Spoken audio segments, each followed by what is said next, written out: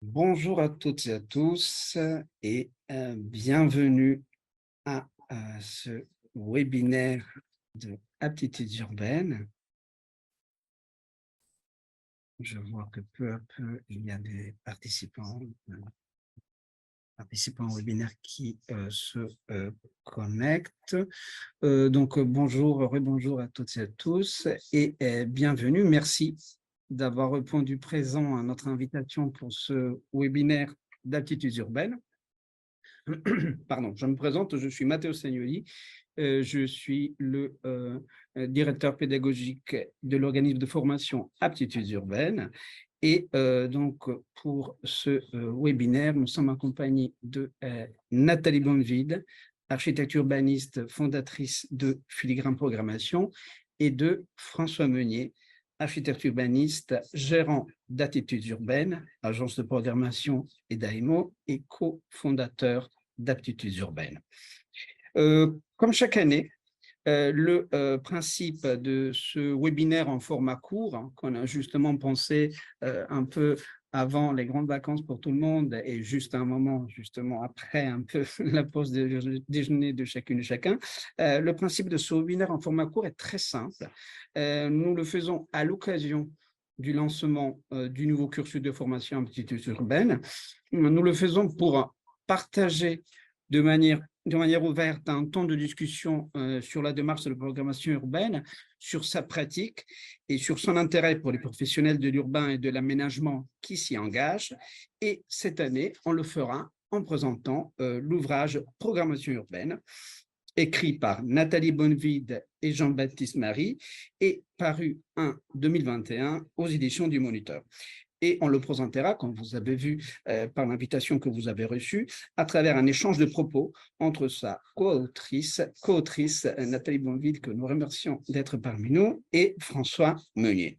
À la suite de cette présentation, on aura l'occasion de présenter en quelques mots, je vous présenterai en quelques mots, pour ceux qui ne nous connaissent pas encore, pour ceux qui nous connaissent déjà, la formation à la démarche de programmation urbaine de aptitudes urbaines.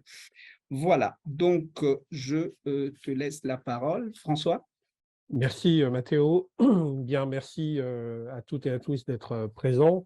Merci de votre présence à ce webinaire organisé par Aptitudes urbaines. Alors je remercie Nathalie Bonneville pour sa présence à nos côtés, hein, et pour la présentation de cet ouvrage sur la programmation qui est sorti aux éditions du Moniteur. Il nous a semblé en fait au sein d'Aptitudes qu'il était de notre devoir de donner de la lisibilité à cette belle et complète publication, bien qui est claire sur les postures, les méthodes qui caractérisent finalement cette pratique du projet en urbanisme qu'est la programmation urbaine, qu'est la démarche de programmation urbaine. Alors, pour nous, c'est un ouvrage de référence. Il est aussi, et c'est saillant dans sa présentation, bien doté d'exemples, d'illustrations, qui facilitent l'appropriation de cette pratique, hein, pour un large public en fait, hein, et permettre de voir un petit peu comment justement l'exercice de la programmation peut se concrétiser sur le terrain des collectivités ou d'autres acteurs qui font appel à ces missions.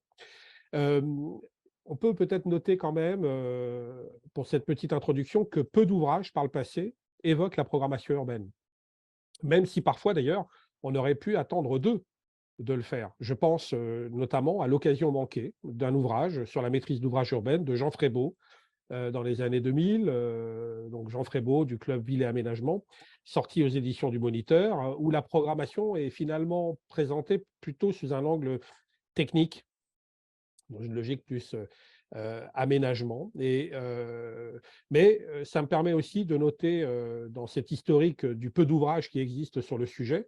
Alors je parle des ouvrages, hein, je ne parle pas des articles, hein, qui par ailleurs existent aussi, bien entendu, sur la programmation urbaine, mais sur les ouvrages, on peut quand même effectivement noter le guide de la MIC, le guide de la mission interministérielle pour la qualité des constructions publiques, qui a été sorti en 2015, et pour lequel d'ailleurs nous avons œuvré aux côtés de Patrick Choteau et de Jonel Zetlaoui-Léger, et qui corrige heureusement, à l'époque, il corrigeait heureusement cette lacune, et en plaçant finalement la démarche de programmation urbaine, hein, comme cœur de réacteur d'un pilotage politique, opérationnel et technique du projet, comme effectivement le relais l'ouvrage de Nathalie. Alors, est alors finalement quelque part introduit ici l'idée forte qu'on promeut beaucoup au sein d'aptitudes urbaines, hein, selon laquelle finalement il ne peut pas y avoir de maîtrise d'ouvrage sans programmation. C'est-à-dire qu'il ne peut pas y avoir de maîtrise d'ouvrage sans cette démarche stratégique de projet, qu'est la démarche de programmation.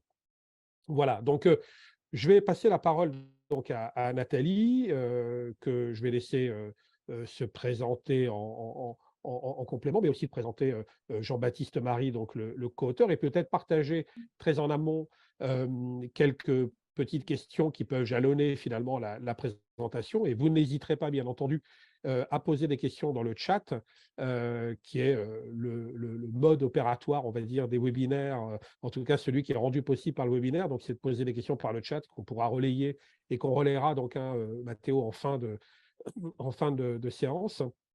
Donc, pourquoi cet ouvrage, bien sûr? On a déjà commencé à l'évoquer, mais voilà, pourquoi cet ouvrage? Pourquoi la démarche de programmation urbaine est-elle utile aux projets, aux opérations urbaines? Par qui est-elle portée ou doit-elle être portée? Avec quel processus de travail, de délibération, d'arbitrage?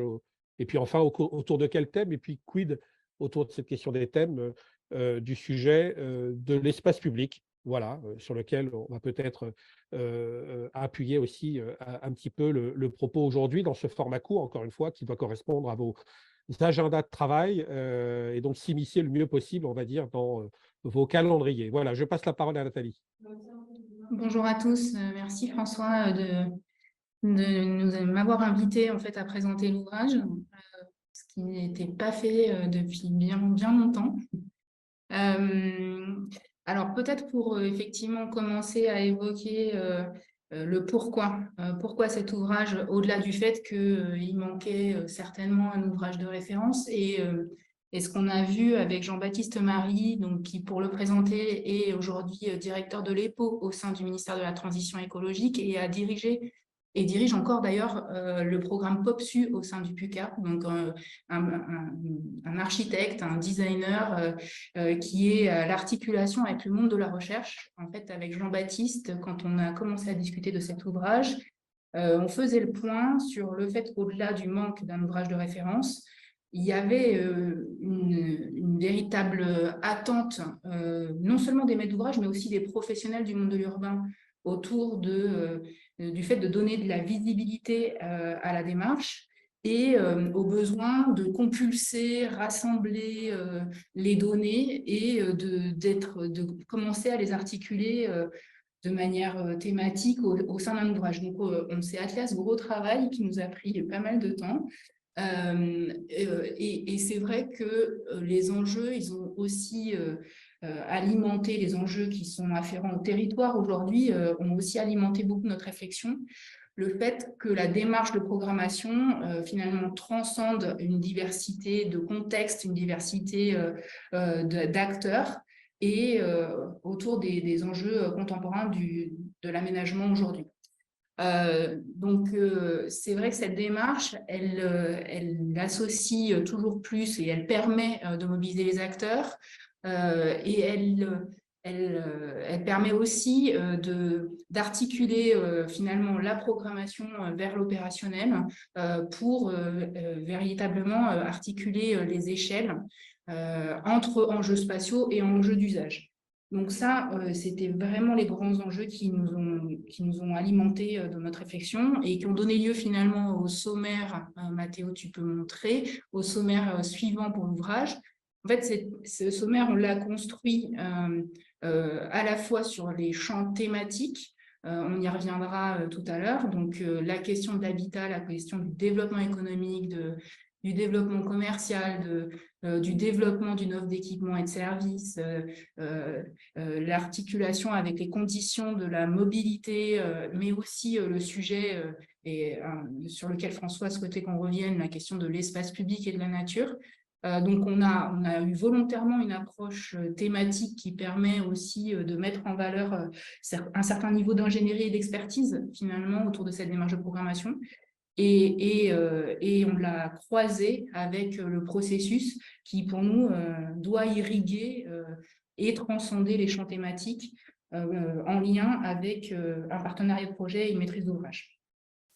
Je veux bien que tu passes à la diapo. Donc, finalement, cette démarche, elle reprend les grandes entrées du projet urbain, mais elle articule processus et contenu. Et c'est ça qui est intéressant, c'est que la programmation n'est pas uniquement une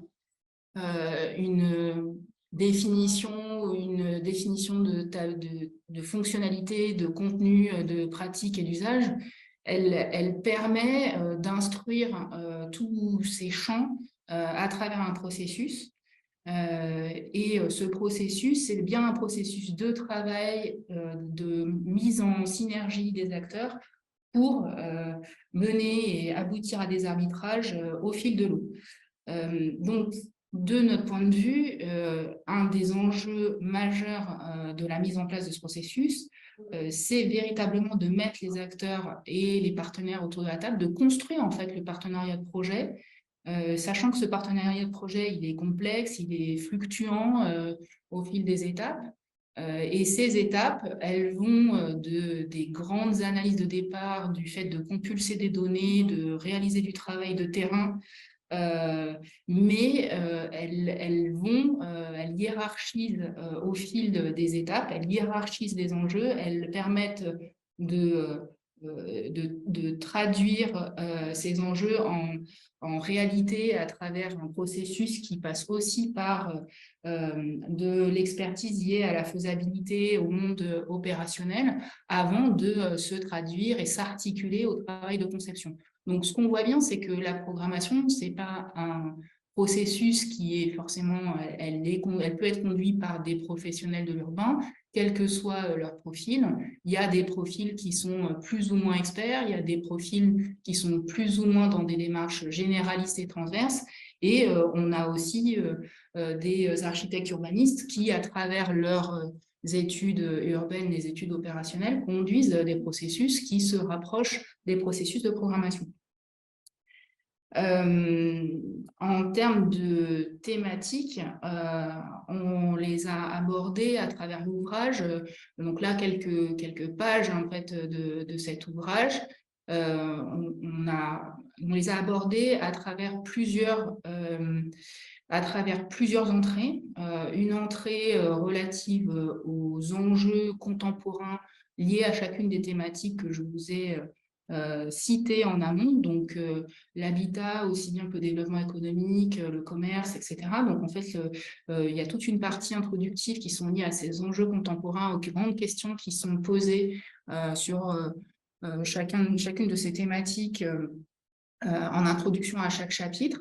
Et puis, de manière systématique, on a cherché à indiquer quelles étaient les bases de données disponibles, quelles étaient les entrées disponibles, comment on réalisait un travail de terrain sur ces entrées thématiques, et par la suite, comment on pouvait être amené à travailler certains sujets, certaines approches spécifiques, comme par exemple en partie centrale là, de cette diapositive, vous voyez la question des services publics, qu'on distingue bien des équipements publics. Donc là, par exemple, c'est un sujet un peu particulier, un peu fin, qui est très connecté aux politiques publiques. Et donc, on voit bien que le partenariat mobilisé autour de ces questions est extrêmement pluriel et ressort véritablement d'une maîtrise d'ouvrage.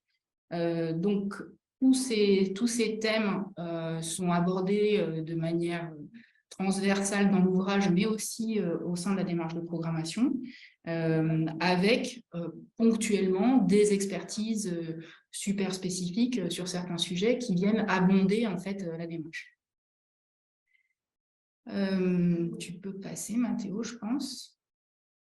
Et donc, pour terminer finalement par un exemple qui nous semble assez symptomatique de peut-être un impensé de la programmation il y a quelques années et qui prend de plus en plus d'ampleur, on le voit dans les pratiques contemporaines de l'aménagement, c'est le sujet véritablement de l'espace public et comme support de programmation.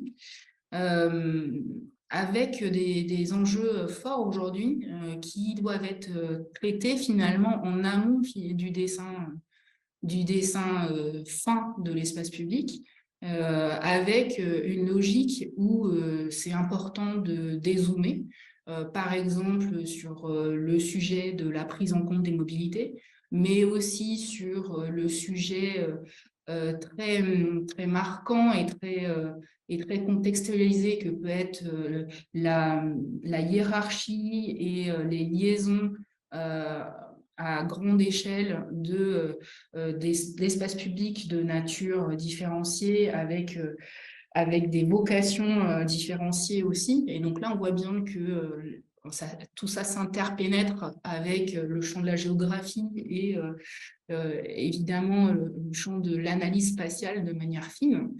Mais quand on est face à un développement, face à un réaménagement de quartier, la question du repositionnement dans ce maillage est un enjeu fort et parfois donne lieu à des débats assez poussés, à des controverses parfois sur voilà, est-ce que dans tout quartier on doit avoir un espace majeur, est-ce que dans tout quartier on doit avoir un grand parc, il peut y avoir véritablement ce sujet qui peut être abordé au cœur du débat de programmation. Et puis, en même temps, souvent que cette dimension physique, géographique est abordée, la question de la priorisation des usages, la question de la fongibilité surtout des usages et de la prise en compte de l'adaptabilité et des temporalités de l'usage dans l'espace public, fait que la programmation de l'espace public est un peu l'enjeu de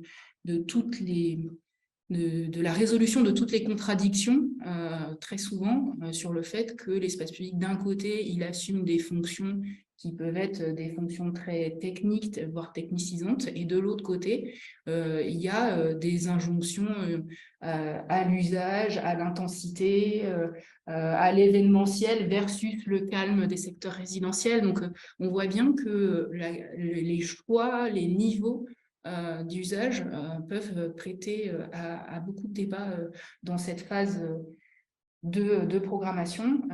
Et évidemment, de plus en plus, on voit aussi que la question de la prise en compte des enjeux climatiques dans la programmation des espaces publics impose que finalement, on se pose des questions très en amont sur par exemple, les ambiances, la logique des albédos, le fait qu'on soit contraint à un usage restreint de l'eau et donc à des enjeux liés à l'exploitation, la gestion et la maintenance de ces espaces publics.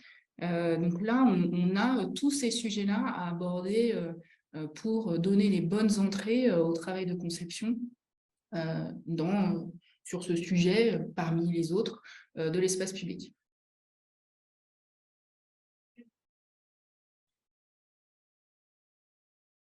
Merci beaucoup, Nathalie.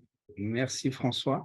Je vous invite, je ne sais plus si je l'ai dit au tout début, mais je vous invite, au cas où vous auriez des questions pour échanger justement à la fin du webinaire, je vous invite à cliquer sur l'icône QR où vous avez la possibilité de poser les questions qu'on vous laisse le temps de poser là et que on va reprendre après en fin de webinaire pour animer l'échange de fin.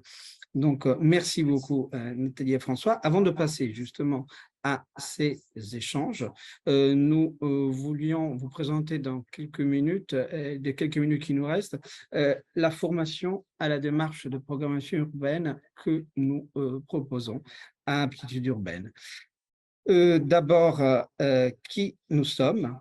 Aptitudes Urbaines est un organisme de formation dédié à la démarche de programmation urbaine, à sa pratique comme démarche de projet au service de l'élaboration et de la mise en œuvre des opérations d'aménagement, tourné vers les maîtrises d'ouvrage et les territoires.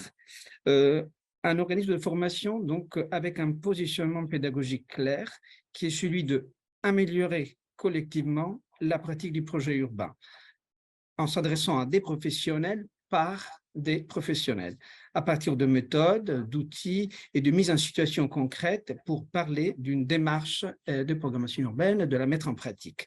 La formation s'adresse donc à tous les professionnels de l'urbain et de l'aménagement au sens large, que vous vous situiez du côté de la maîtrise d'ouvrage public et de l'ingénierie publique au sens large, en tant que collectivité, aménageur, en tant qu'appui à ces collectivités dans les territoires, comme conseil aux collectivités, je pense notamment au CAUE et aux agences d'urbanisme qui nous suivent chaque année, ou que vous vous situiez aussi dans le champ de l'ingénierie privée. C'est l'autre grande partie de notre public, à savoir dans le champ de l'accompagnement et du conseil, mais aussi de l'assistance à maîtrise d'ouvrage et de la maîtrise d'œuvre, donc bureau d'études, AMO et maîtrise d'œuvre.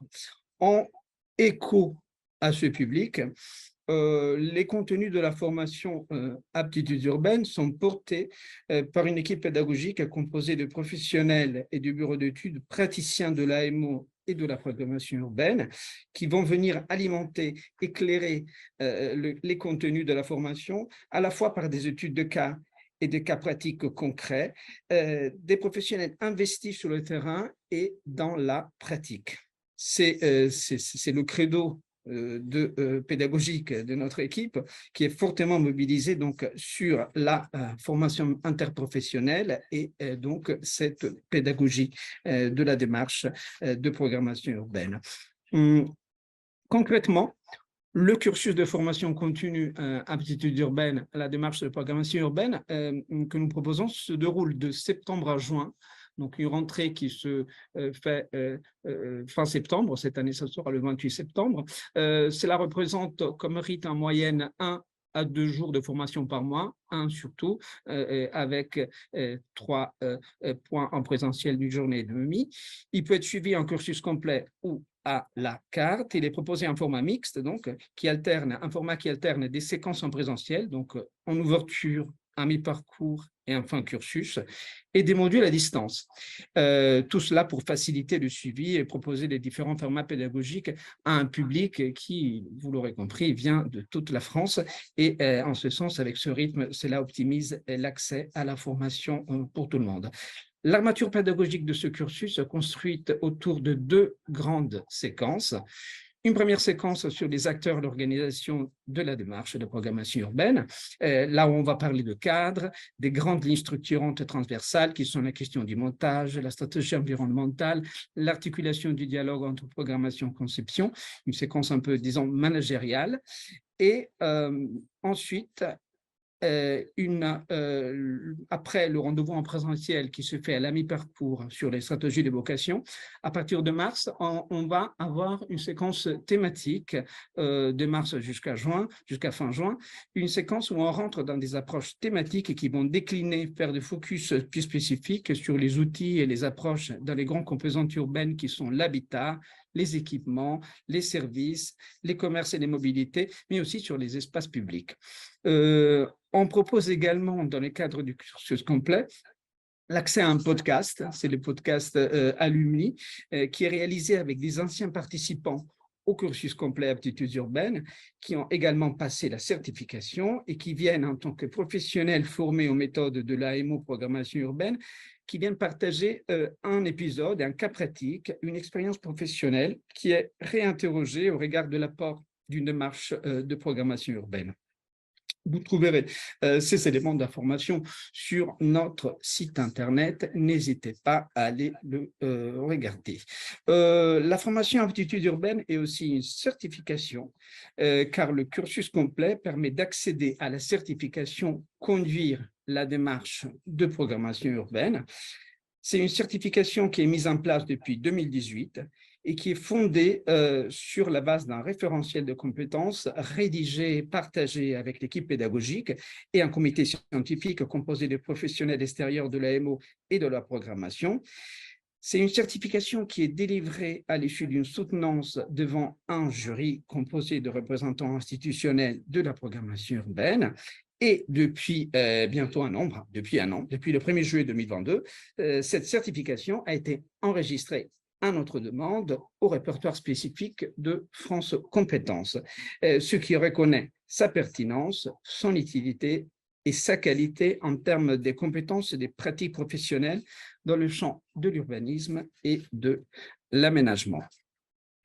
Ce qui me permet justement pour conclure sur un dernier point, au cas où vous seriez intéressé, que vous souhaitiez vous former à la démarche de programmation urbaine, les inscriptions à notre cursus sont ouvertes, donc pour le cursus qui démarrera, comme je vous ai dit, le 28 septembre 2023, donc jusqu'à la fin juin 2024. Au cas où vous auriez des questions donc aussi sur le financement, n'hésitez pas à revenir vers nous. En gros, concernant les modalités de financement et de prise en charge, il y a plusieurs dispositifs qui sont possibles, à la fois via votre entreprise ou votre OPCO, dans le cas des plans de développement des compétences, notamment dans le cas des entreprises de moins de 50 salariés, via Pôle emploi, et d'autres dispositifs dans les cas spécifiques pour les cas des transitions professionnelles. Et donc, du fait de cet enregistrement auprès du répertoire spécifique de France Compétences, la formation est finançable via le compte personnel de formation qui est géré par la Caisse des dépôts sur la plateforme Mon compte formation. N'hésitez pas à venir vers nous au cas où justement vous seriez intéressés. Merci à toutes celles et ceux qui nous ont suivis jusqu'au bout. On espère que cela vous a intéressé. N'hésitez pas à nous faire part de vos retours justement à la fois sur cette partie concernant le descriptif et la proposition de notre offre de formation et sur l'échange, la présentation de l'ouvrage Programmation urbaine.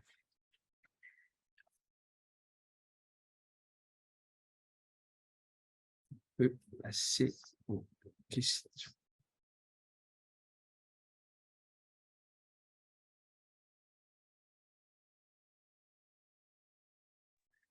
D'ailleurs, François, si tu veux. Bien, n'hésitez pas. Donc, si vous avez donc des questions, alors de toute façon, si vous aviez globalement des questions, vous pourriez également les poser, bien entendu, notamment sur la question de de la formation, eh bien, directement auprès de Mathéo et d'Héloïse, hein, avec les coordonnées donc, qui vous sont indiquées ici, et puis également, évidemment via le site Internet.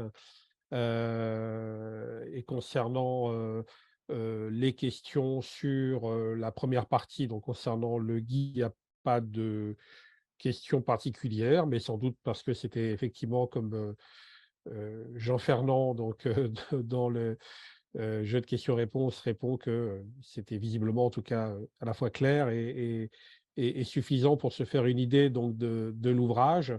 Alors, oui, peut-être une question de Sylvain. Héloïse, je te laisse. Alors oui, une question de Sylvain qui nous dit: bonjour, la programmation urbaine est-elle reconnue au même titre que la programmation architecturale dans les équipes d'AMO?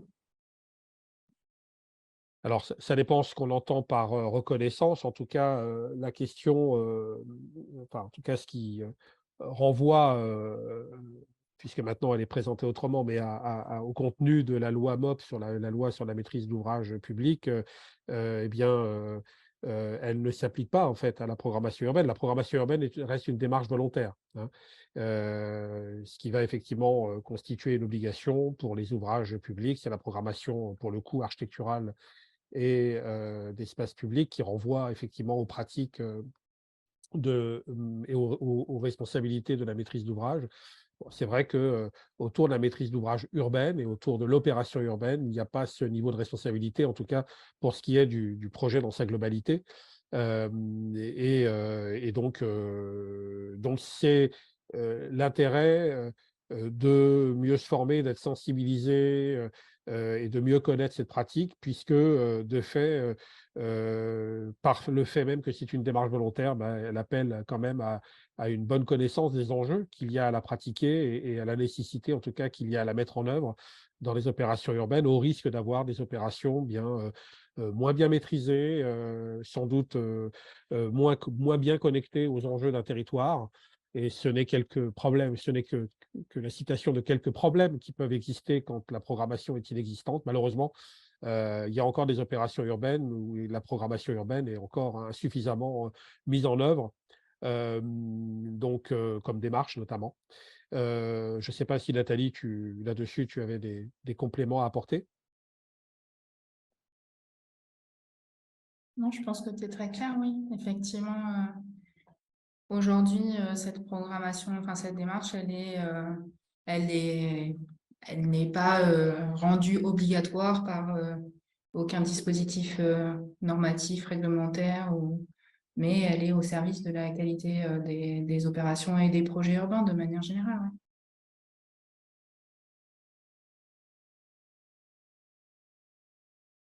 Voilà, je ne sais pas s'il y avait d'autres.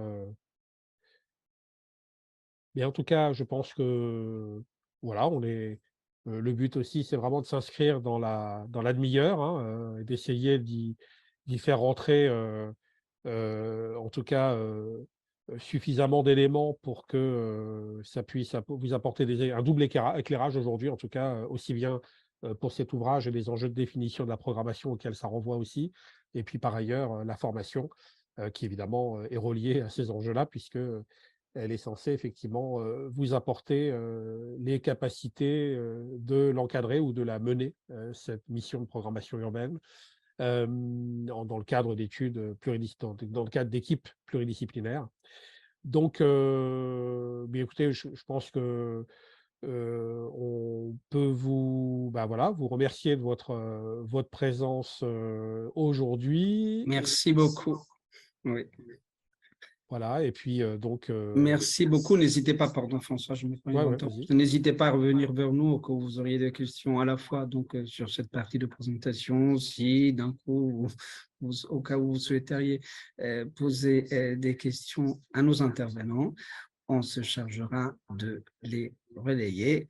Et aussi, si vous avez des questions pour ce qui concerne notre organisme de formation. Merci beaucoup pour votre Merci. présence et votre participation. Et bon été à toutes et à tous. Au revoir. Au revoir.